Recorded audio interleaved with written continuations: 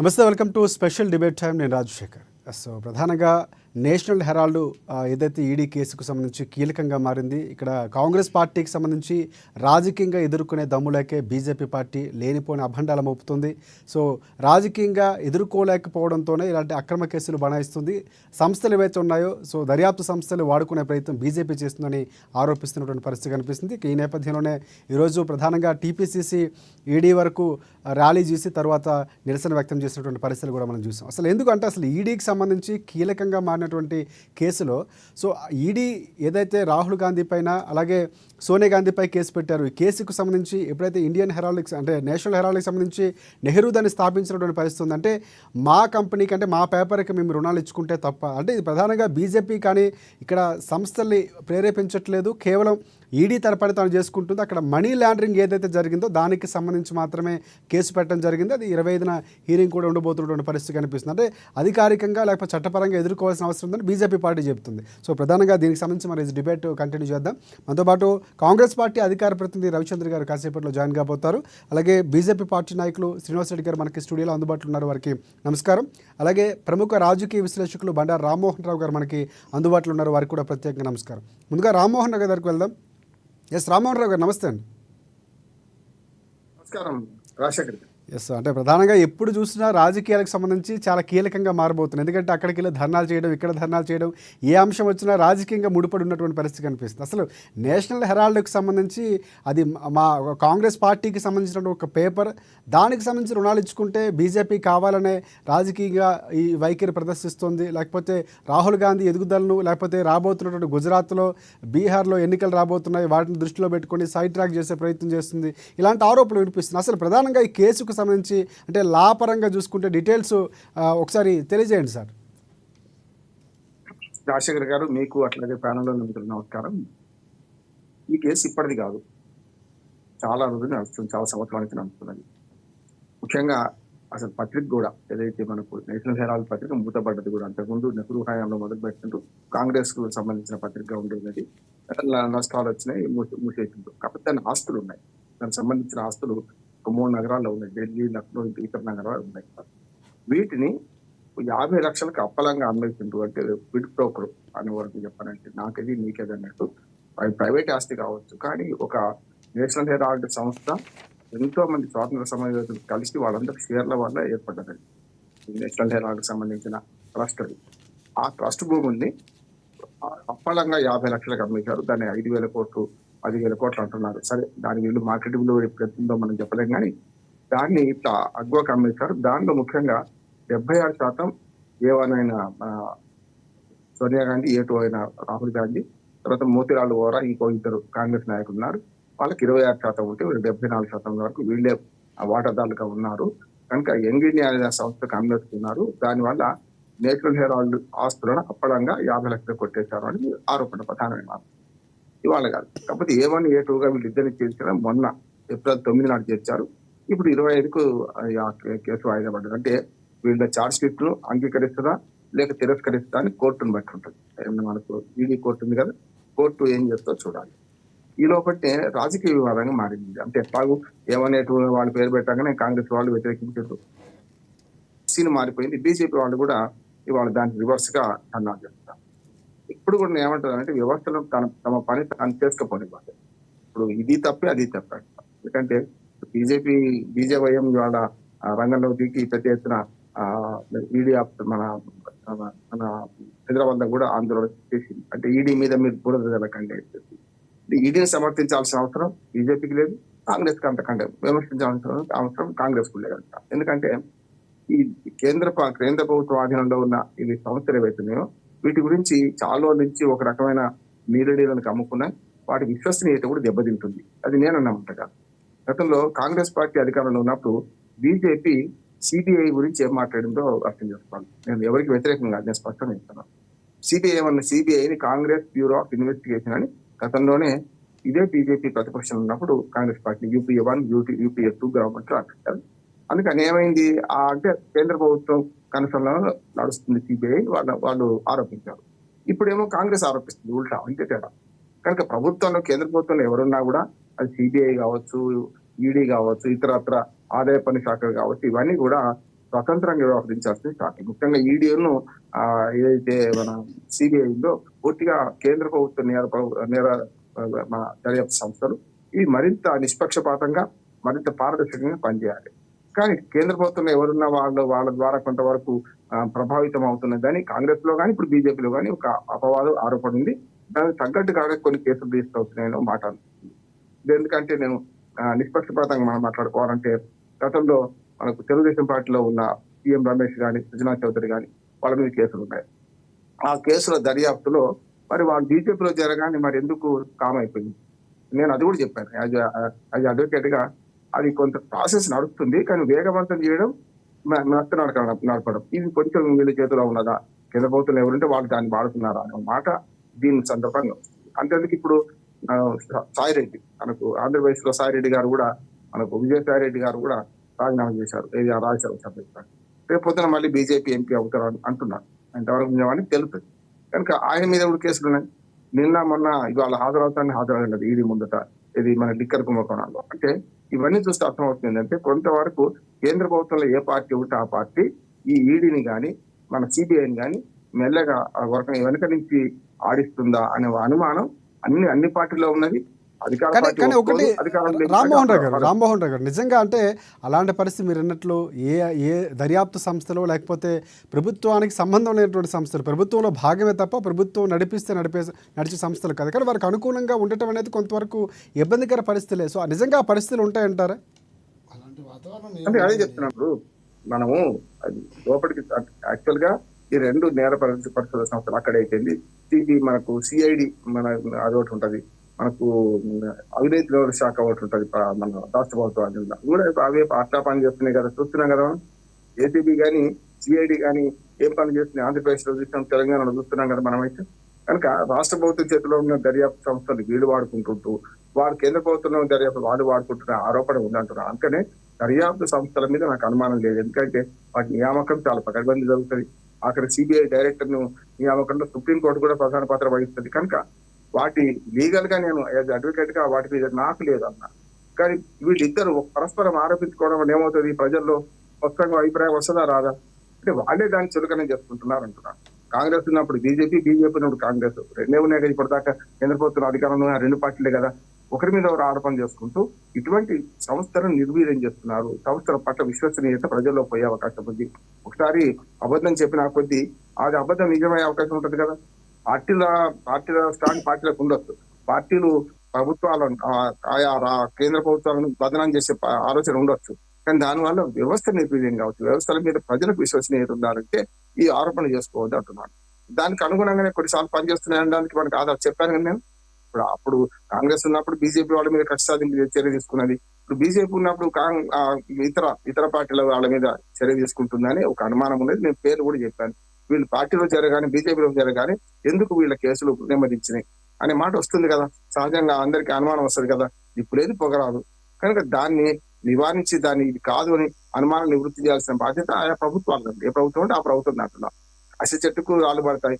ఇవాళ బీజేపీ ప్రభుత్వం ఉంది, రేపు కాంగ్రెస్ ఉంటే ఇదే మాట్లాడతాను. అందుకనే ఇవాళ విశ్వసనీయత బీజేపీ పార్టీకి సంబంధించి యువ నాయకులు ఉన్నారు మనతో పాటు. శ్రీనివాసరెడ్డి గారు స్టూడియోలో.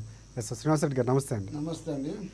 ప్రధానంగా చూస్తున్నారంటే ఇందాక రామ్మోహన్ గారు మాట్లాడుతూ కూడా కేసులకు సంబంధించి మార్పులు ఏమైనా జరుగుతున్నా కూడా ఏ ప్రభుత్వం అయితే అధికారులు ఉంటుందో కేంద్రంలో ప్రభావం ఉండేటటువంటి అనుమానాలు వ్యక్తమవుతున్నాయి. సో ఇక్కడ కూడా అలాంటి కావాలనే ఉద్దేశంతోనే పెట్టింది బీజేపీ అని చెప్పి కాంగ్రెస్ పార్టీ నేతలు కూడా ఆరోపిస్తున్నటువంటి పరిస్థితి కనిపిస్తుంది. అసలు బీజేపీ పార్టీకి సంబంధించి ఇందాక మాట్లాడుతూ నేను ఒకసారి ఫినిష్ చేస్తాను క్వశ్చన్ మొత్తం. అంటే సృజనా చౌదరికి సంబంధించి కానీ లేకపోతే సీఎం రమేష్ సంబంధించి అంటే మీకు అనుకూలంగా ఉంటే వారి కేసులు ఏమయ్యాయి అన్నటువంటి ప్రశ్నలు ఉత్పన్నం అవుతున్నాయి. సో దానికి మీరేం చెప్తారు? ఏ కేసు ఒకసారి కేసు అనేది ఒకటి పెట్టినాక కేసు ఎప్పుడు ఆగదండి. కాకపోతే కాలక్రమేణా లేట్ అవుతుండొచ్చు కొంతకాలం కదా. కానీ పార్టీలు మారితే కేసులు అనేది అదొక రకంగా ఆరోపణ మాత్రమే. అదేవిధంగా మన విశ్లేషకులు చెప్పినట్టు ఈరోజు కాంగ్రెస్ పార్టీ ఏదైతే నేషనల్ హెరాల్డ్ మీద ఏదో ఒక ఆరోపణ వచ్చినప్పుడు క్లియర్ కట్ కనపడుతుంది.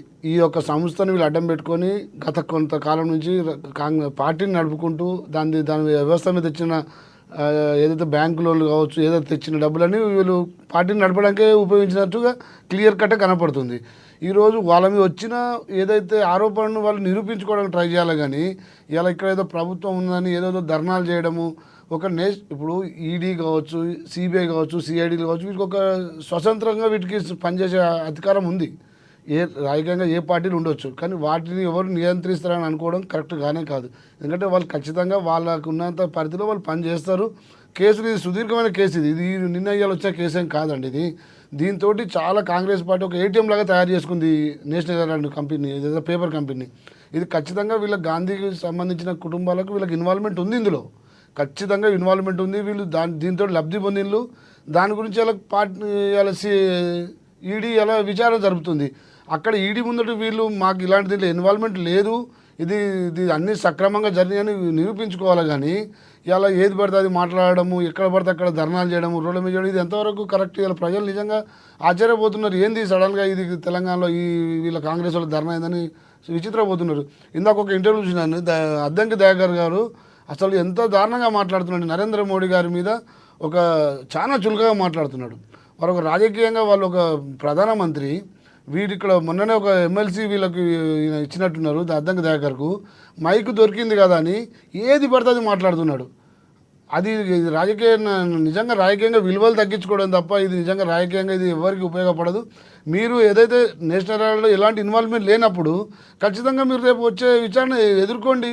అంతేగాని ఏదో దొంగలు పడితే ఏదో భుజాలు జరుపుకున్నట్టు ఇలా కాంగ్రెస్ పార్టీ పరిస్థితి ఉంది తప్ప, ఏదైతే ఈడీ ముందు వీళ్ళు విచారణకు పోవాలి, దాన్ని ఏదైతే వీళ్ళు దాంతో లబ్ధి పొందినలా లేదని అక్కడ నిరూపించుకోవాలి. కానీ ఈరోజు భారతీయ జనతా పార్టీ నిందించడం అనేది కాంగ్రెస్ పార్టీకి చాతగాంతనమే. ప్రజలు అనుకుంటున్నారు నిజంగానే వీళ్ళకి ఇన్వాల్వ్మెంట్ ఉంది కాబట్టి ఇలా గగ్గోలు చేస్తున్నారని తెలంగాణ ప్రజలు అనుకుంటున్నారు. ఇది కాంగ్రెస్ పార్టీ గుర్తించుకోవాలి. ఈ ధర్నాలు చేస్తాను, రాస్తారోకోలు చేస్తాను, ఏది పడితే అది మాట్లాడతాను, అది ఈడీకి ఇంపాక్ట్ జరగదు. అదేవిధంగా మీరు చేసిన పాపాలు తొలగిపోవు.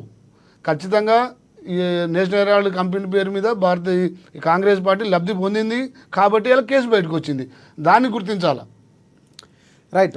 ఇంకోటి అంటే ప్రధానంగా రామ్మోహన్ రావు గారు అంటే హర్యానాలో అంటే మొన్న ఇది దానికి సంబంధించిన కాంగ్రెస్ పార్టీ అగ్రనేతలు సోనియా గాంధీ, రాహుల్ గాంధీపై మొదటిసారిగా ఒక రకంగా చెప్పాలంటే ఛార్జ్ షీట్ నమోదైంది. దాని తర్వాత ఎవరైతే ప్రియాంక భర్త ఉన్నారో రాబర్ట్ వాద్రా, ఆయనకు సంబంధించినటువంటి కేసు విచారణ అయిన కొన్ని సందర్భాల్లోనే తర్వాత అంటే కొన్ని గంటల్లోనే ఈ నిర్ణయం తీసుకోవడం అంటే ఒక రకంగా వ్యూహాత్మకంగా వెళుతుందా, లేకపోతే ఒక మనీ లాండరింగ్ కేసు అంశం దొరికింది కాబట్టి అదే కొన్ని ప్రూఫ్స్తోనే కేసు పెట్టడానికి అవకాశం ఉంటుంది అనేటువంటి వాదనలు వినిపిస్తున్నాయి. సో ఆ ప్రూఫ్స్తోనే ఇక్కడ ఈడీ కేసు పెట్టింది అనుకోవచ్చా? ప్రూఫ్స్ లేకుండా పెట్టదు కదా. ఇంతకుముందు శ్రీనివాస్ రెడ్డి గారు అన్నట్టు ఏం చూపిస్తున్నాను ఏంటంటే కాగితం వేస్ట్ పోదు, కేసు మొత్తం లీచేయదు కానీ నెమ్మదించడం, స్పీడ్ చేయడం అంటే తేడా అంటున్నాను. ఇంకా సమస్య. సో ఆ ప్రభావం అనేది కొంత ఉంటుంది అన్నది మనకి అర్థం అవుతున్నటువంటి సందర్భం.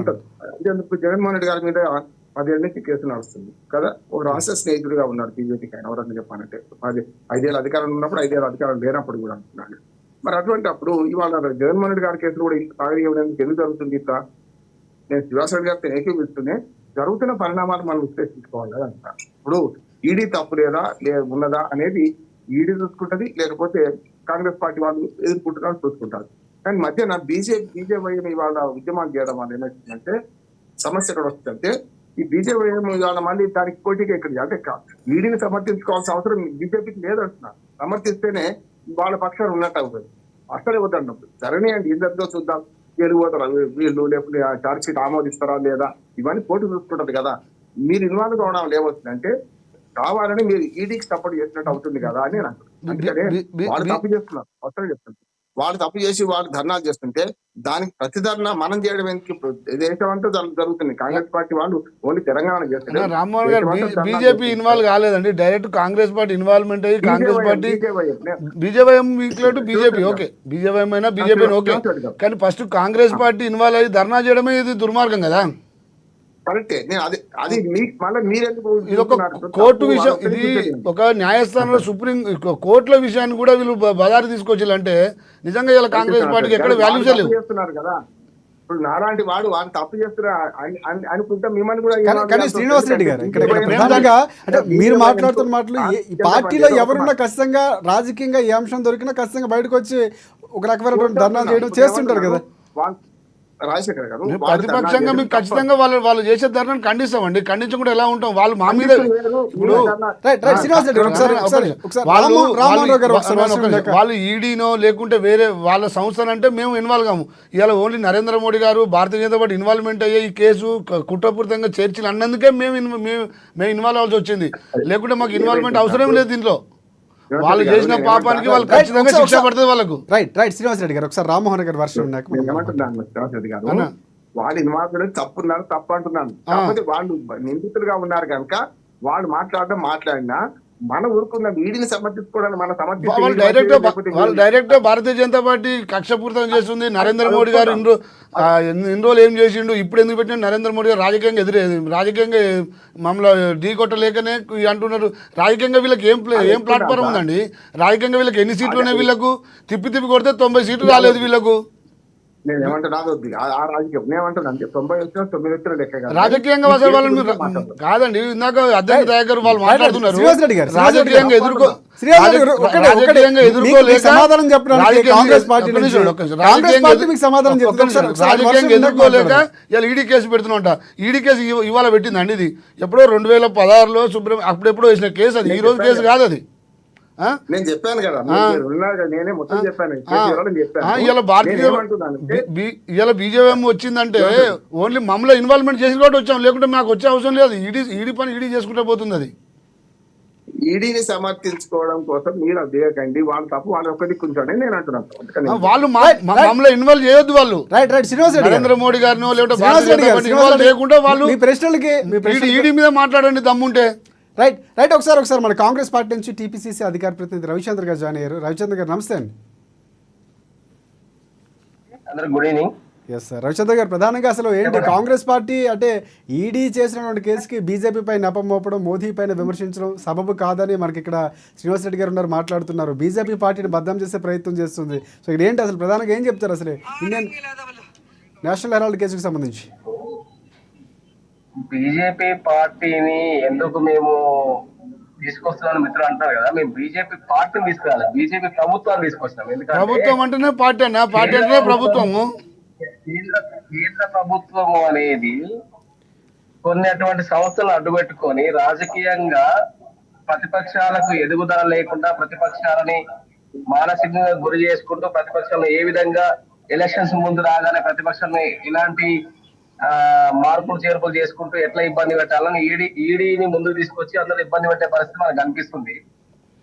కాకపోతే ఇక్కడ ఏంటంటే ఇప్పుడు బీజేపీ నాయకులు కానీ బీజేపీ ప్రభుత్వం ఉన్నటువంటి నాయకులు దీన్ని ఒప్పుకోవడానికి సిద్ధంగా ఉండరు. ఎందుకు ఉండరు అంటే ఇప్పుడు గత 10 సంవత్సరాలకెళ్ళి మోడీ గారు భారతదేశంలో పరిపాలిస్తున్న క్రమంలో ఒక ప్రైవేటు వ్యక్తులు, ఒక పార్టీకి సంబంధించినటువంటి వ్యక్తులకు సంబంధించినటువంటి ఏదైతే మనీ లాండరింగ్ జరిగిందని చెప్తుంటారు కదా, మనీ లాండరింగ్ అంటే అసలు అర్థం ఏంటన్నా, మనీ లాండరింగ్ అనేది మనీ అనేది ఒక చోటు నుంచి ఇంకో చోటుకు మార్పు చెందినప్పుడు లేదా దాన్ని ఇంకో చోటుకు బదిలీ చేసినప్పుడు దాన్ని మనీ లాండరింగ్ కిందకి వస్తుంది తప్ప. కానీ కొన్ని సంస్థలకు మన అంటే ఇక్కడ నుంచి ఎవరైనా డొనేషన్ చేసినట్టు లేకపోతే ఆ సంస్థకు బాగుపడడానికి ఆ సంస్థకు కొంచెం ఊతం ఇవ్వడానికి చేసినటువంటి వాటిని కూడా ఇది మనీ లాండరింగ్ జరిగింది, ఇది మొత్తం ఇది కక్షపూరితంగా చేస్తున్నారు అనే విధంగానే ఈ ప్రభుత్వం చేస్తుంది తప్ప. కానీ ఏదో ఒకటి ఇప్పుడు ఇక్కడ రాహుల్ గాంధీ గారిని, ఇక్కడ సోనియా గాంధీ గారిని కాంగ్రెస్ పార్టీని ఎట్లా బదనాం చేయాలో ఏ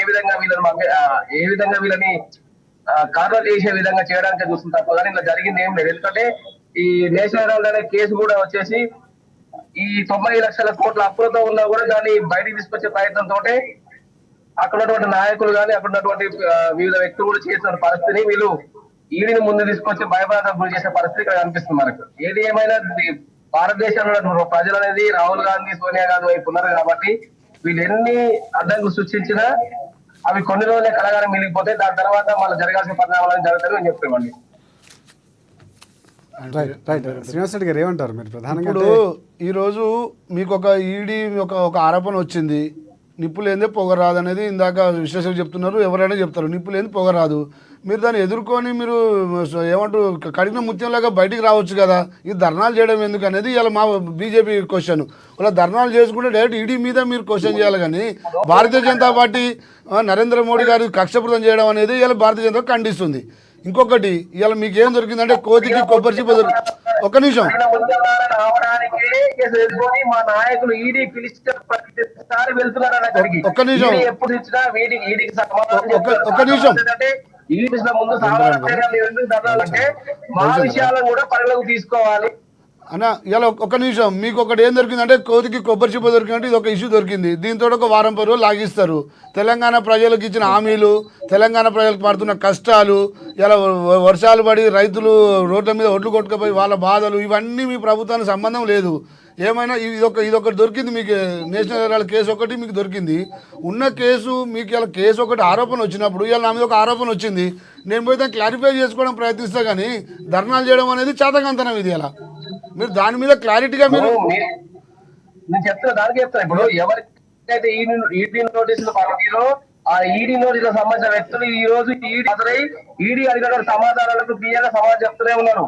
ఎక్కడ కూడా ఇచ్చిన నోటీసులకు వాళ్ళు రిప్లై ఇవ్వకుండా, ఇచ్చిన నోటీసులకు ఇచ్చిన డేట్ వాళ్ళు అటెండ్ కాకుండా ఉండట్లేదు. అలాంటప్పుడు ధర్నాలు చేయడం ఎందుకు? అలాంటప్పుడు ధర్నాలు చేయడం ఎందుకు? తెలంగాణ రోడ్ల మీద తెలంగాణ ప్రజలు టైం ఖరాబ్ చేసేందుకు రోడ్ల మీద ధర్నాలు ఎందుకు చేస్తున్నారు? మీరు ప్రజాపాలన వదిలేసి ధర్నాలు ఎందుకు చేస్తున్నారు? ఆ ధర్నాలు ఎందుకు చేస్తున్నారు తెలంగాణలో? అక్కడెక్కడ పోయి ఢిల్లీలో చేసుకోండి ధర్నాలు. ధర్నాలు చేసే అవసరం ఏమొచ్చింది? మీరు ఇలా మీకు నేషనల్ హెరాల్డ్ కేసులో ఎలాంటి ఇన్వాల్వ్మెంట్ లేనప్పుడు ధర్నాలు చేసే పని కూడా లేదు కదా మీకు. కోర్టు న్యాయస్థానం తెలుస్తుంది మీరు మంచోళ్ళ చెడ్డోళ్ళ, మీరు ఎంత లబ్ధి పొందిలో లేదో కోర్టు తెలుస్తుంది కదా. ఇలా రేవంత్ రెడ్డి లేకుంటే మీ కాంగ్రెస్ పార్టీ తెలిసేది కాదు ఇది. ఇలా కాంగ్రెస్ పార్టీ చాతకంతనం చూపించుకుంటుందండి. ఇక్కడ కాంగ్రెస్ పార్టీ చాతకంతనం చూపించుకుంటుంది. తెలంగాణ ప్రజలకు హామీలు ఇచ్చి గాలి కొలిపెట్టేసి ఇలా రేవంత్ రెడ్డి ఢిల్లీ టు ఏంది పర్యటన తిరుగుతుంది తప్ప ఇలా తెలంగాణలో రాజకీయంగా మీకు అసలు ఎలాంటి ఉనికి లేదు. మీకు అసలు మిమ్మల్ని ప్రజలు ఇలా ఎక్కడ తెలంగాణలో ఎక్కడ యాక్సెప్ట్ చేసి రెడీగా లేరు మీకోసం. మీరు టైం పాస్ చేసుకుంటూ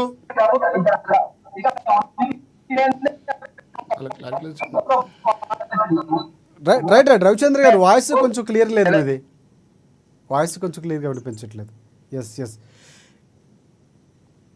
ఎస్ రామ్మోహన్ రావు గారు, ఒకటి ప్రధానంగా అంటే ఈ కేసుకు సంబంధించి అంటే అక్రమ చలామణి నిరోధక చట్టంలోని సెక్షన్ 8 నిబంధన 5(1) ప్రకారం కూడా కేసులు అంటే జప్తు చేసుకునేటటువంటి ఒక ఛార్జ్షీట్లో కొన్ని అంశాలు సెక్షన్లో ఏర్పాటు చేశారు. సో అంటే నిజంగా కేసుకు సంబంధించి ఇందాక మరి మాట్లాడుతున్నట్టు ఈడీ దగ్గర ఎన్నో కొన్ని ప్రూఫ్స్ ఉండబట్టి అంటే ఆధారాలు సేకరించిన తర్వాత కేసు నమోదు చేసిందని చెప్తున్నారు. కానీ ఇక్కడ పూర్తిగా కావాలనే పెట్టారు. అంటే మనీ లాండరింగ్ అంశం అనేది ఒక పేపర్లో జరగడానికి అవకాశం ఉంటుంది. ఒక పార్టీకి సంబంధించినటువంటి పేపర్గా, నెహ్రూ స్టార్ట్ చేసినటువంటి పేపర్గా చెప్తున్నారు. సో ఇక్కడ రాజకీయంగా విమర్శలు ఎన్ని చేసిన చట్ట ప్రకారం ముందుకెళ్ళడానికి కాంగ్రెస్ పార్టీ వెళ్తున్నటువంటి తీరు, లేకపోతే విమర్శిస్తున్న తీరు చూసుకుంటే కనుక ఈ సెక్షన్ నమోదు ఏదైతే ఉందో అంటే లీగల్గా చూసుకుంటే ఏ పరంగా ఈడీ ముందుకెళ్ళే అవకాశం ఉందంటారు? ఈడీ చాలా వరకు కొన్ని కేసుల నిర్మాణంలో నేను న్యాయవాదిగా చెప్తున్నాను, కేసులు పెట్టడంలో తప్పులు చేస్తున్నాను. ఇప్పుడు ఇంకా మనీ లాండరింగ్ ఉందా లేదా అని సుప్రీంకోర్టుకి వెళ్ళాలి. అందుకని చట్టం తన పని తాను చేసుకోమని వెళ్ళలేదు. అంటే ఎందుకు మాట్లాడుతాడు? ప్రతి ప్రభుత్వం చేసినటువంటి ప్రతి సందర్భాన్ని కూడా కోర్టు కేసులు వెళ్తున్నాయి, నడుస్తున్నాడు. మనం ప్రతి కేసులో చూస్తున్నాం. ఇక్కడ మొన్న వచ్చినటువంటి కేంద్ర సంబంధించినటువంటి సంస్థలు కానీ, లేకపోతే మొన్న ఏవైతే హెచ్సిఏ భూముల అంశం కానీ, లేకపోతే అంతకుముందు జరిగినటువంటి కాంగ్రెస్ పార్టీ చేపట్టిన ఏ అంశం చూసుకున్నా కోర్టులోనే కేసులు ఉంటున్నాయి. సో అవి నడుస్తున్నటువంటి పరిస్థితి మళ్ళీ కొత్త అంశాలు నడుస్తున్నాయి. అంటే దీనికి ఒక క్లారిఫై కూడా అవసరం ఉంది. అంటే అందుకని నేను సెక్షన్ల గురించి మరి మాట్లాడుతున్నా. ప్రతి విషయంలో కోర్టు ముట్టకాలు వేస్తుందండి కాంగ్రెస్ పార్టీకి కోర్టు ముట్టకాలు కొత్త ఏం కాదు. అది కాంగ్రెస్ పార్టీలు గుర్తించాలి. మొన్న కంచ గచ్చిపోలి భూములు అయితేంది, ఇంకా ఇంతకుముందు కేసులు అయితేంది, రాబోయే హైడ్రా కేసులు అయితేంది, ఎక్కడ కాంగ్రెస్ పార్టీకి ముట్టకాలు తప్ప ఇంకోటి ఏం లేదు. ఇందాక నేను చెప్పినట్టు ఇది ఒక నేషనల్ హెరాల్డ్ కేసుతోటి ఇది ఒక వారం 10 రోజులు దీన్ని టైంపాస్ చేసే కార్యక్రమం తప్ప భారతీయ జనతా పార్టీని నిందిస్తే ఊరుకోవడానికి అడగలేము.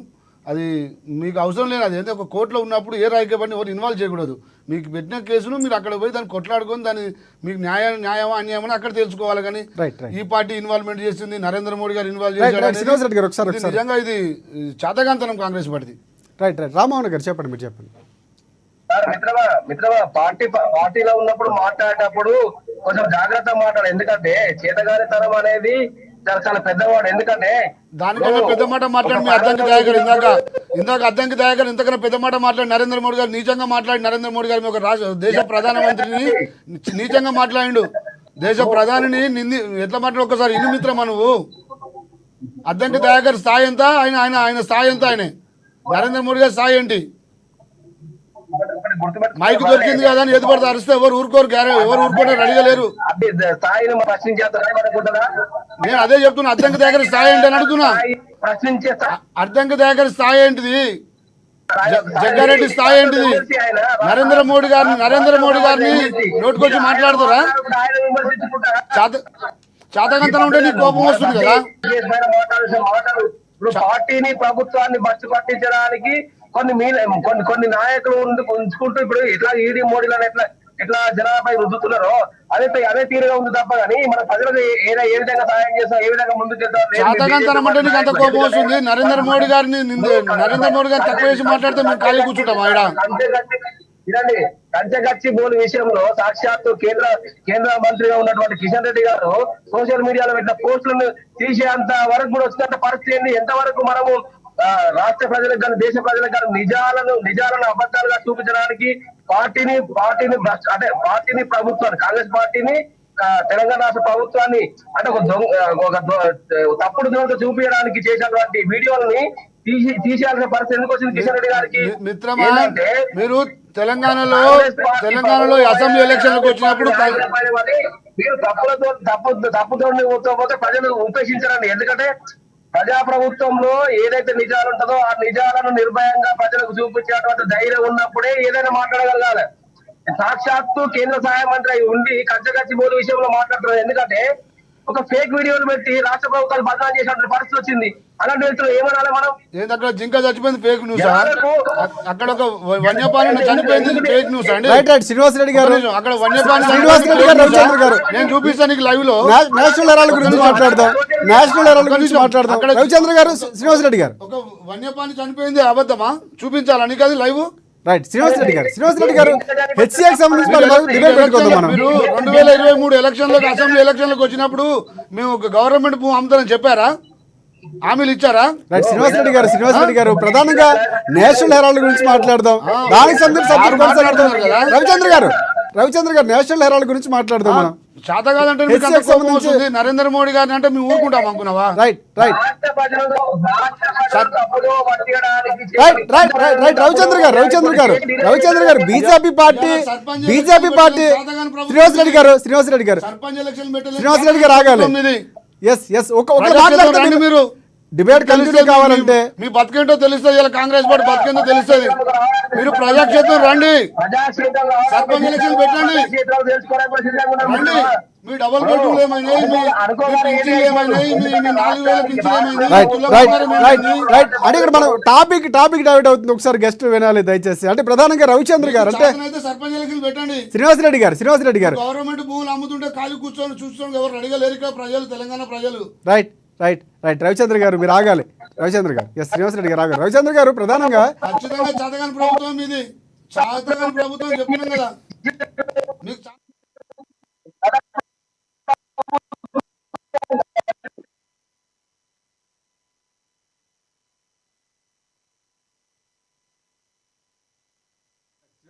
వంద మంది మోడీలు వచ్చినా 10 మంది మోడీలు వచ్చినా ఏమీ చేయలేరు. కాంగ్రెస్ పార్టీ ఒక సిద్ధాంతం కోసం ముందుకెళ్తుంది. రాహుల్ గాంధీ ఎదుగుదలను అడ్డుకునేందుకు మాత్రమే బీహార్ లో జరగబోతున్న ఎన్నికలు, గుజరాత్ లో పడిన భంగపాటు ఇవన్నీ కూడా కప్పిపుచ్చుకునేందుకు రాహుల్ గాంధీని అడ్డుకునే ప్రయత్నం చేస్తుందని కాంగ్రెస్ పార్టీ ఆరోపిస్తుంది. ఏం చెప్తారు శ్రీనివాస్ రెడ్డి గారు? ఒక్క నిమిషం రాజకీయంగా మీరు ఏ రకంగా ఆలోచిస్తున్నారు?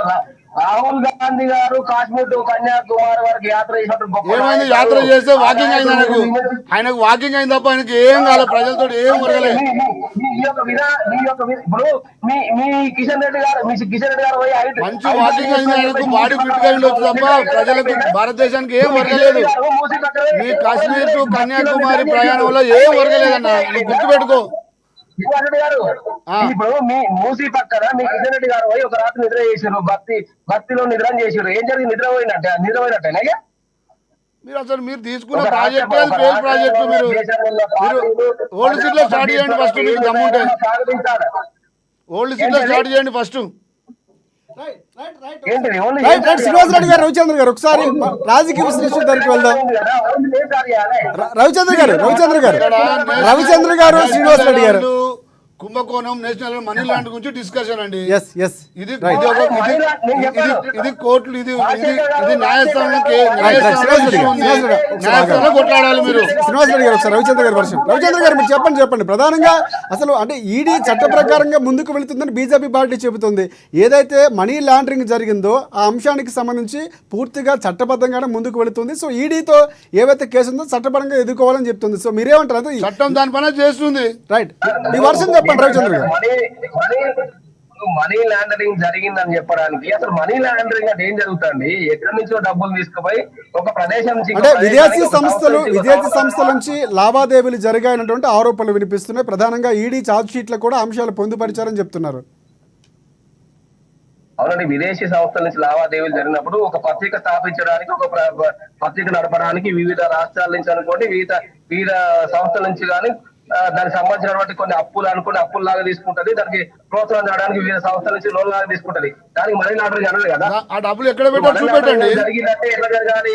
ఇక్కడ వచ్చినటువంటి ఏదైతే డొనేషన్ల రూపకంగా అనుకోండి, లేదా ఇంకా లోన్ల రూపకంగా వచ్చిన దాన్ని తీసుకొని వేరే వ్యక్తులకు దాన్ని మనం దానదత్తం చేసినప్పుడు, లేకపోతే వేరే వ్యక్తులకు మనము వేరే దగ్గర దాన్ని దారి మళ్ళించినప్పుడు మనీ లాండరింగ్ జరుగుతుంది. ఒక సంస్థ గిటాన్ కావడానికి, ఒక సంస్థను ముందు నడపడానికి, గత 100 సంవత్సరాల చరిత్ర ఉన్నటువంటి ఒక సంస్థ నడపడానికి చాలా ఇబ్బందికరమైన పరిస్థితిలో లోన్ల రూపంగా తీసుకోవచ్చు, బాండ్ల రూపంగా తీసుకోవచ్చు, డొనేషన్ రూపంగా తీసుకోవచ్చు. దానికి మనీ లాండరింగ్ జరిగిందైతే ఆస్కారం లేదు. ఎందుకంటే మనీ లాండరింగ్ అంటేనే డైరెక్ట్లీ ఒక పర్సన్ టు నుంచి ఇంకో పర్సన్ మనీ డైవర్ట్ అయినప్పుడు, లేదా అక్కడ ఇంత సంస్థలో ఉన్నటువంటి తీసుకొని ఇంకో దగ్గర ఇన్వెస్ట్ చూపించకపోవడాన్ని మనీ లాండరింగ్ అంటారు. ఆ సంస్థను కాపాడడానికి చేసుకున్న ప్రతి ఒక్కటి సంస్థ యొక్క ముఖ్య ఉద్దేశం ఏంటంటే సంస్థ రన్నింగ్ లో ఉండాలి. వివిధ రూపాలు అంటే ప్రధానంగా అంటే ప్రియాంక భర్త ఎవరైతే ఉన్నారో రాబర్ట్ వాద్రాను ఏదైతే విచారించిన కొన్ని గంటల్లోనే ఈ పరిణామాలన్నీ చోటు చేసుకున్నాయి. ఆయన మనీ లాండరింగ్ కేసులో విచారణ ఎదుర్కొన్నారు. ఆ తర్వాత జరిగిన సందర్భాలతో దాంతోపాటు ముడిపడి ఉంది అన్నటువంటి ఆరోపణలు వినిపిస్తున్నాయి. కాంగ్రెస్ పార్టీ దీనికి సంబంధించి చట్టపరంగా ఎలా వెళ్ళబోతుందంటారు? ఇప్పుడు మేము ఏం చెప్తున్నాం అంటే చట్టపరంగా ఈడీ ఎప్పుడు పిలిచినా వాద్రా గారు కానీ, ప్రియాంక గారు కానీ, రాహుల్ గారు ఎవరైనా సరే వెళ్ళడానికి సిద్ధంగా ఉన్నారు, వెళ్తూనే ఉన్నారు. మరి అలాంటి ధర్నాలు చేయడం ఎందుకనేది మా క్వశ్చన్ ఇక్కడ. ఇప్పుడు మీరు అలాంటి న్యాయంగా కొట్లాడకుండా ధర్నాలు చేయడం ఏంటనేది బీజేపీ క్వశ్చన్ ఇక్కడ. మమ్మల్ని ఎందుకు బదనాం చేస్తున్నారు? ఇప్పుడు మేము ఏమంటాం అంటే మేము ధర్నాలు చేయడానికి కూడా బీజేపీ పార్టీ ఆప్షన్ ముందు ధర్నా చేస్తలేం. మేము ఒక ముందు వచ్చి ధర్నాలు చేస్తున్నాం. అంటే తెలంగాణ ప్రజలు మీకు ఓట్లేసి గెలిపించిన ధర్నాలు చేయడానికి కాదు, పరిపాలన చేయడానికి, ఇచ్చిన పథకాలు ముందుకు తీసుకుపోవడానికి, ఢిల్లీ తిరగడానికి, ఢిల్లీకి సూట్ కేసులు మోయడానికి కాదు. తెలంగాణ ప్రజలు మీకు సీట్ ఇచ్చింది ఢిల్లీకి సూట్ కేసులు మోయడానికి కాదు. ఏది మనీ లాండరింగ్ కేసులో ధర్నాలు చేయమని కాదు. తెలంగాణ నుంచి ఉన్న బీజేపీలో ఏం చేస్తున్నారు? తెలంగాణలో ఉండి బీజేపీ వాళ్ళు ఇక్కడ రప్పించుకుంటారా? మీరు న్యాయంగా కొట్టడానికి ట్రై చేయండి, కానీ ఇక్కడ ప్రయత్నించండి. కానీ మీరు ధర్నాలు చేస్తూ బీజేపీని నిందిస్తే ఊరుకోమని చెప్తున్నాం. ఢిల్లీ పోతలేరా తెలంగాణ నాయకులు? తెలంగాణ బీజేపీ పార్టీ ఢిల్లీ కాకుండా బీజేపీ సంస్థ డబ్బులతో పోతున్నాం, మా పార్టీ ఫండ్తో పోతున్నాం, గవర్నమెంట్ డబ్బులతో వాడుకోవట్లేదు మేము. కానీ శ్రీనివాస్ రెడ్డి గారు మోదీ గారు డబ్బులతో పోతున్నాం. మోదీ 10 ఏళ్ల పాటు ఎంపీ కోటల శ్రీనివాస్ రెడ్డి గారు 10 ఏళ్లలో అదానికి అంబానీకి కట్టబెట్టారని ఆరోపిస్తుంది కాంగ్రెస్ పార్టీ. ఆదానికి అంబానీ కట్టబెట్టారు. శ్రీనివాస్ రెడ్డి గారు మీరు దానికి ఏం చెప్తారు? వాడుకోవట్లేదు మేము. హైదరాబాద్ వరంగల్ హెలికాప్టర్ వాడుకోవట్లేదు. ప్రజల సొమ్మును దుర్వినియోగం చేయట్లేదు మీలాగా. ఆదానికి అంబానీ కట్టబెట్టారు కాంగ్రెస్ పార్టీ ఆరోపిస్తుంది. శ్రీనివాస్ రెడ్డి గారు రాష్ట్ర ప్రభుత్వంలో ఉన్నటువంటి రాష్ట్ర మంత్రులకు, రాష్ట్ర ముఖ్యమంత్రి గారికి వారి పరిపాలన విభాగంలో ఉన్నటువంటి సమయాన్ని వెచ్చించుకోవడానికి దాన్ని ఇప్పుడు వాళ్ళు హెలికాప్టర్ తిరుగుతారు. మిగతా 6 మంత్రులు వేయడానికి 6 నెలల నుంచి తిరుగుతున్నారు ఢిల్లీకి, హైదరాబాద్. మీరు మాట్లాడుతున్నారు ఇలా భారతీయ జనతా పార్టీని అడుగుతున్నారు అంటే నిజంగా ప్రజలు మిమ్మల్ని ప్రజలు చూసి నవ్వుకుంటున్నారు. కాంగ్రెస్ ప్రభుత్వం చూసి 6 మంత్రి పదవులు ఇచ్చుకోవడానికి ఢిల్లీకి, హైదరాబాద్ తిరుగుతున్నారు మీరు. మీ పరిస్థితి అది. ఇప్పుడు మీరు మాత్రం డైరెక్ట్ మీరు హైదరాబాద్ ఇస్తారా? మీరు మంత్రి పదవి బంద్ చేసి హైదరాబాద్ రాసిచ్చారు. తెలంగాణలో ప్రభుత్వం చూపిస్తాం పరిపాలన ఎట్లుంటుందో. కిషన్ రెడ్డికి హైదరాబాద్ రాసిచ్చారా? శ్రీనివాస్ రెడ్డి గారు మీ అధ్యక్ష పదవి కూడా సమయం లేట్ అవుతుంది, అది కూడా మీరు మీ వైపు నుంచి ఉంది. రాజా సింగ్ గారు కూడా మీరు ఏదైతే క్యాండిడేట్ డిక్లేర్ చేశారో కనీసం 2018లో ఎవరైతే రాజా సింగ్ ఎమ్మెల్యే ఉన్నారో అతనే తీవ్ర విమర్శలు చేసే స్థాయి మీ పార్టీకి ఉంది. మీ మిత్రమా, పార్టీలో కాంగ్రెస్ మీకు పార్టీ ఆ స్థాయిలో ఫెయిల్యూర్ చెప్పడానికి డిబేట్ టైం రైట్, సరిపోదు. రైట్, రైట్, మీరు రైట్. గుర్తుపెట్టుకోండి, ఇక్కడ మీ failure అంశం ఈ సైడ్ ట్రాక్ అవుతుంది. సంవత్సరం అంశం సైడ్ ట్రాక్ అవుతుంది. 17 నెలల మీ పరిపాలన మీ ఫెయిల్యూర్ చెప్పడానికి డిబేట్ సరిపోదని చెప్తున్నా. రైట్, రైట్, ఒక ఓపెన్ చర్చ రైట్, పెడితే రైట్, రామ్మోహన్ రావు గారు. మొత్తం బయటకు వస్తుంది. రైట్, రామ్మోహన్ రావు గారు ఒక అంశం. రవిచంద్ర గారు మళ్ళీ మీ దగ్గరికి వస్తాను. రవిచంద్ర గారు, శ్రీనివాసరెడ్డి గారు, తేలుగుట్టి రవిచంద్ర గారు, శ్రీనివాసరెడ్డి గారు రాజకీయంగా విమర్శలు చేసుకుంటే చర్చలు సాగించలేము. రాజకీయంగా విమర్శలు చేసుకుంటే చర్చలు ఒక అంశం మీద మాట్లాడదాం. రవిచంద్ర గారు, ఇలా తేలుగుట్టిన లాగా ఇలా మీరు ఇలా ఈడీ అనగానే రైట్, రవిచంద్ర గారు, శ్రీనివాసరెడ్డి గారు, మీరు రాజకీయ విమర్శలు చేసుకుంటే చర్చ కొనసాగదు. మీ ఇన్వాల్వ్మెంట్ ఉందని ప్రజలకు అర్థమైపోయింది. ఇంతవరకు చరిత్రలో ఈడీ కేసు ఉంటే ఎవరు రోడ్డు మీద ధర్నా చేయలే. రైట్, ఈడీ కేసులు పెట్టిన చాలా కేసులు ఉన్నాయి, ఈడీలలో రాజకీయంగా ఉన్నాయి, కానీ ఏ రాజకీయ పార్టీ వచ్చి ధర్నా చేయలే. ఇలా మొట్టమొదటిసారిగా కాంగ్రెస్ పార్టీ తెలంగాణలో దిగజారిపోయి ఇలా ధర్నా చేస్తుంది. ఒక న్యాయస్థానం ఉన్న కేసు గురించి న్యాయస్థానం మీద గౌరవం ఉంటే, మీకు రాజకీయ పరిణయం ఉంటే మీరు ఇలాంటి ధర్నాలు చెయ్యరు. వాడుకునేది బీజేపీ పార్టీ ప్రభుత్వం అండి. న్యాయస్థానం మీద నమ్మకం వాళ్ళు ఇలాంటి ధర్నాలు చేయరని చెప్తున్నాం. మేము అదే చెప్తాం మిత్రమా. ఏం చెప్తాం అంటే, మేము సంఘీభావంగా ఎవరైతే ఈడీ నోటీసులు ఇచ్చి వాళ్ళని దుర్మార్గంగా హింసిస్తున్నారో వారికి సంఘీభావంగా వారికి న్యాయం జరగాలనే విధంగానే మేము ఇక్కడ ధర్నాలు చేయడం. బీజేపీ ఎందుకు తీసుకుంటున్నారు? ఈడీ మోడీ అని ఎందుకు అంటున్నారు మీరు? మోడీ అని ఎందుకు అంటున్నారు మీరు? మోడీ కన్సర్న్లో పనిచేసేదే ఈడీ. మీకు అలాంటి అనుమానాలు ఉన్నప్పుడు ఇక మీకు ఎవరు సమానం ఎవరు చెప్తారు? మీకు అలాంటి అనుమానం అంటే అది ఒక స్వతంత్ర సంస్థలు అవి. రైట్, రవిచంద్ర గారు, ఈడీకి సంబంధించిన అంశం. ఈడీని కాంగ్రెస్ పార్టీ స్టార్ట్ చేసింది. ఒకసారి మనం రామ్మోహన్ రావు దగ్గరికి వెళ్దాం. రామ్మోహన్ రావు గారు, దీన్ని క్యాన్సిల్ చేయాలి, ఈడీ సంస్థను తొలగించాలని అఖిలేష్ యాదవ్ లాంటి వారు కొంతమంది మాట్లాడుతున్న సందర్భాలు కూడా ఉన్నాం. అసలు అంటే సంస్థలపైన అనుమానాలు రేకెత్తించేలాగా రామ్మోహన్ రావు గారు ఏమంటారు చెప్పండి. రాజశేఖర్ గారు, ఇప్పుడు వీధి పోరాటంగా మార్చింది దీన్ని. ఇప్పుడు కోర్టులో తేలాల్సిన అంశాలను వీధి పోరాటంగా మార్చింది రెండు పార్టీలు. అందుకని నేను మౌనంగా చూస్తున్నాను. ఇద్దరు పరస్పరం అనిపిస్తుంది. నేను చెప్పాను కదా, గతంలో సిబిఐ గురించి, ఈడీ గురించి బీజేపీ కాంగ్రెస్ అధికారం ఉన్నప్పుడు మాట్లాడింది. ఇప్పుడు బీజేపీ అధికారంలో కాంగ్రెస్ వాళ్ళు మాట్లాడుతున్నారు. ఆ వ్యవస్థలు సక్రమంగా పనిచేసిన సమస్య రాదు. నేను చెప్పాను, సృజనా చౌదరి నుంచి పొందుతుంది అన్ని ఉదాహరణలు చెప్పుకొచ్చాను. కేసు ఇవాటి కాదు, దాని నుంచి నడుస్తున్నది. వాళ్ళు A1 A2గా వాళ్ళ పేరు నమోదు కాగానే ఏం చేయాలి? వాళ్ళు కోర్టులో కొట్లాడుకోవాలి. ఇప్పుడు ఇంకోటి ఛార్జ్ షీట్ కూడా ఇంకా ఫైనల్ కానీ ఛార్జ్ షీట్ వేసిండ్రు, కానీ యాక్సెప్ట్ చేస్తా చేయదా 25 ఏప్రిల్ తేలుతుంది. తేలే ముందు వీళ్ళు ఏమంటున్నారంటే, నేను స్పష్టంగా చెప్తున్నాను, ఈడీ పెట్టిన కేసుల్లో కోర్టులో కొట్లాడుకోండి అంటున్నాడు. వీడి పోరాటం వద్దు. మీరు చేసిన తప్పే, వాళ్ళు చేసిన తప్పే. బీజేపీఎం గురించి కూడా చెప్పాను. రవిచంద్ర మీరు రాలేదు. నేను బీజేపీఎం కూడా చేయడం కరెక్ట్ కాదండి. వాళ్ళు ఏమంటారంటే, అద్దంకి దయాకర్ లాంటి వాళ్ళు డైరెక్ట్ గా మోడీకి తిడుతుంటే మేము ఎందుకు కూరుకుంటామని వాళ్ళు అంటారు. అందుకే ఇప్పుడు వీడి పోరాటం అయ్యేది కాదు కదా. ఈడీ మీద చాలా ఆరోపణలు ఉన్నాయంటున్నాను. నేను స్పష్టంగా చెప్తున్నా. ఏ ప్రభుత్వం అధికారంలో ఉంటే ఆ ప్రభుత్వానికి వత్తాసు పడుతుందని చాలా ఉదాహరణలు చెప్పుకొచ్చిన. ఫస్ట్ నేనే మాట్లాడినా. దీన్ని ఎప్పుడు ఏమంటున్నా అంటే, మనీ లాండరింగ్ లేకుండా, అంటే డబ్బులు హవాలా మనీ చేంజ్ కాకుండా ఈడీ పెట్టడానికి వీల్లేదు. కానీ కాలబెట్టింది కదా. ఉదాహరణ నేను సందర్భం వచ్చి చెప్తున్నా. తెలంగాణలో ఈ కార్బేస్ లో డబ్బులు మారిన ఎక్కడ చేతులు కేవలం చెక్కులు మానే ఒక సంస్థ ఇంకో సంస్థకి ఇచ్చి ప్రభుత్వం ద్వారా RBI ద్వారా పోయింది. ఆదాయ పన్ను చూపించలేదు కనుక 8 కోట్లు ఫైన్ పడ్డది. అటువంటి దాంట్లో కూడా ఈడీ ఇన్వాల్వ్ అయింది కదా. అక్కడ డబ్బులు ఎక్కడి? నేను కేరళ సమర్థించిన కాదు. అంటే ఈడీ ఏం చేస్తుందంటే, తమకు అనుకూలంగా ఉన్న ఏ ప్రభుత్వం కేంద్ర ప్రభుత్వం ఉంటే వాళ్ళ వ్యతిరేకల మీద కేసు పెడుతుందని అంటున్నాను. బీజేపీ కావచ్చు, అంతకుముందు రామ్మోహన్ గారు కంక్లూడ్ చేయండి ఫైనల్ గా. దీనివల్ల విశ్వసనీయత దెబ్బతీయకండి. దయచేసి ఈ సంస్థల విశ్వసనీయత దెబ్బతీయకండి. సిబిఐ ప్రతిష్టాత్మక సంస్థ, ఈడీ ప్రతిష్టాత్మక సంస్థ. ఈ సంస్థల విశ్వసనీయ మీ పార్టీల కోసం బలి చేయకండి. అనవసరంగా ఇద్దరు ధర్నాలు చేయడం కరెక్ట్ కదా అంటున్నాను. రైట్, రవిచంద్ర గారు కంక్లూడ్ చేయండి. మీరు 1 minute లో కంక్లూడ్ చేయండి.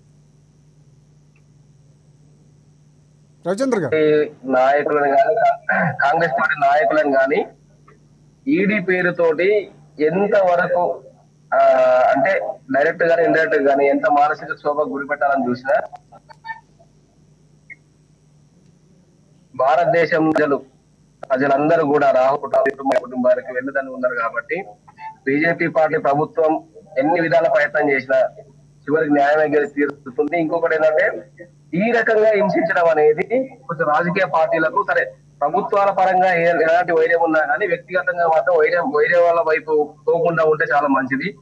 కాకపోతే ఏంటంటే ఇక రాహుల్ గాంధీ కుటుంబమే కాంగ్రెస్ పార్టీనే కాకుండా వివిధ రాష్ట్రాల్లో ఏ ప్రభుత్వం స్థానికంగా ఉన్నా కానీ ఆ ప్రభుత్వాల పైన కేంద్ర ప్రభుత్వం ఈ రకంగా పోకడం అనేది మంచి పద్ధతి కాదని మా దృష్టిలో ఉంది. ఇంకోటి ఏంటంటే మేము వీళ్ళు పెట్టుకున్న కేసు పోతా ఉంటే గత సంవత్సరంలో కూడా రైట్ రాష్ట్రానికి సంబంధించిన వివిధ మాజీ మంత్రులు వివిధ హోదాలో ఉన్న నాయకులు కూడా అక్కడ ఈడీ ముందు అటెండ్ అయ్యి వాళ్ళు ఏ విధంగా కూడా ఈ కేసుకు సంబంధించినటువంటి అంటే చెక్కుల రూపకంగా అనుకోండి లేకపోతే ఇంకో రూపకంగా నిర్ణయం చేసినా వాళ్ళందరూ వివరించి రావడం జరిగింది. దాని తర్వాత చివరి దశలో ఉన్నటువంటి దీన్ని రేపు 25th అట్లా తీర్పు రిజర్వ్ చేశారు కాబట్టి రానున్న రోజుల్లో కాంగ్రెస్ పార్టీ నాయకులకు అనుకూలంగా వస్తుందని మేము అనుకుంటాం. ఇక్కడ కాకపోతే అంటే ఒక సంస్థ వల్ల కొందరికి లాభం జరుగుతుంది కాబట్టి ఒక సంస్థ వల్ల జ్ఞానం పెరుగుతుంది అనే ఆలోచనతోటే దాన్ని ఎలాగైనా బతికించుకునే ఆలోచనతో జరిగింది తప్ప దాంట్లో ఎలాంటి దురుద్దేశం కానీ ఎలాంటి మనీ లాండరింగ్ జరగాలని చెప్పి ఈ విధంగా మేము తెలియజేస్తాం. రైట్ శ్రీనివాసరెడ్డి గారు మీరు ఇవాళ ఆ సంవత్సరం అన్న మిత్రమా ఇవాళ మేమేదో కక్షపూర్తం చేస్తాం మళ్ళీ మీరు అదే అంటున్నారు మేము మమ్మల్ని ఇబ్బంది పెడుతున్నారు. ఇది మీరు పెట్టిన సంస్థనే, ఇదైతే నేషనల్ హెరాల్డ్ కంపెనీ అనేది మీరు పెట్టిన సంస్థనే, మీరు తెచ్చుకున్న డబ్బులే మీరే మనీ లాండరింగ్ చేసి మీరే ట్రాన్స్ఫర్ చేసుకొని ఇలా అసలు శ్రీనివాసరెడ్డి గారు డిక్లేర్ చేయదు కేసు నడుస్తుంది చేశారని మీరు డిక్లేర్ చేయొద్దు. విశ్లేషక అన్నగారు ఇవాళ అసలు ఆ కంపెనీ బంద్ అయిపోయింది, అది ఆల్రెడీ ఎప్పుడో బంద్ అయిపోయింది. కానీ అక్కడ ఆడిటింగ్ ఎక్కడ జరిగింది మళ్ళీ మీరు తిరిగి ఏమంటున్నారు రాజకీయ రవిచంద్ర గారు ఒకసారి అవసరం మాకు లేదు, శ్రీనివాసరెడ్డి గారు కంక్లూడ్ చేయండి. రాజకీయ కష్టం అవసరం మాకు లేదని చెప్తున్నాం. మీరు ఏదో రాజకీయ ఎదుగుతున్నారు, మాకు అవసరం లేని విషయం చెప్తున్నాం. మాకు ప్రజల పరిపాలన చట్టపరంగా ఎదుర్కొన్నారు. ఇందులో మీరు మమ్మల్ని ఇన్వాల్వ్ చేసింది కదా, మేము ఇన్వాల్వ్ కాలే, మీరు మమ్మల్ని ఇన్వాల్వ్ చేశారు. మీరు మమ్మల్ని మా మీద మీకు డౌట్ తోటి మమ్మల్ని ఇన్వాల్వ్ చేశారు. ఈడీని దాని పని దాన్ని చేయనియండి. మీరు వెళ్ళి మీ దగ్గర ఏదో మీరు చెప్పండి, మీరు ఎంత లబ్ధి పొందిందో 5,000 కోట్లు పొందిలా 6,000 కోట్లు పొందిలా అనేది వాళ్ళ దగ్గర చిట్టా ఉంది. దానికి పోయి మీరు ఎక్స్ప్రెస్ చేయడానికి ప్రయత్నించండి, కానీ మా మీద మీ బురద చల్లవద్దని మరొకసారి మీకు చెప్తున్నాం. రైట్ థ్యాంక్ యూ శ్రీనివాసరెడ్డి గారు, రవిచంద్ర గారు మీకు కూడా ప్రత్యేకంగా ధన్యవాదాలు, రామ్మోహన్ గారు మీకు కూడా ధన్యవాదాలు. అండ్ ప్రధానంగా చూస్తుంటే చట్టపరంగా ఉంది, హీరింగ్ 25న ఉండబోతుంది. సో ఛార్జ్ షీట్కి సంబంధించి ఓకే చెప్తుందా, సో కోర్టు ఎలా తీర్పు ఇవ్వబోతుంది, మరోసారి విచారణ ఉండబోతుందా, ఒక నడుస్తున్నటువంటి పరిస్థితి. దానికి రాజకీయంగా కొంతవరకు నిప్పు ఉప్పులాగా పోట్లాడుతున్నటువంటి పరిస్థితి కనిపిస్తుంది. కాంగ్రెస్ పార్టీ ప్రధానంగా బీజేపీపై ఆరోపణలు చేస్తుంది. చూద్దాం అంటే కేసులకు సంబంధించి ఏవైతే ఉన్నాయో ఈడీ లాంటి లేకపోతే సిబిఐ ఈ సంస్థలన్నీ కూడా రాజకీయంగా ఏదైతే పార్టీ ఉంటుందో దానికి అనుకూలంగా పనిచేయడం అనే విమర్శలు ప్రధానంగా వస్తుంది. ప్రతి అంశం ప్రతి పథకం కూడా కోర్టులో ఉండటం అనేది కొంతవరకు ప్రజలకు ఇబ్బందికరంగా, అంటే అమలు కాకపోవడం, ఈ గందరగోళం ఉండకుండా ఉండాలన్నటువంటి పరిస్థితి కూడా ఉంది. సో దీనికి సంబంధించి కూడా పరిష్కారం రావాలని కోరుకుందాం. ప్రధానంగా ఏదైతే డిబేట్లో కొనసాగుతున్నటువంటి అంశాలు ఉన్నాయో ప్రజలకి ఉపయోగపడాలి, అల్టిమేట్ పార్టీలు పనిచేయాల్సిన అవసరం ఉందనేది చెప్పడం తెలుసుకున్నాం. ఇది ఇవాళ డిబేట్ పాయింట్. రేపటి డిబేట్ పాయింట్లో మళ్ళీ మనం కలుసుకుందాం. అంతవరకు చూస్తూనే ఉండండి. ఏంటంటే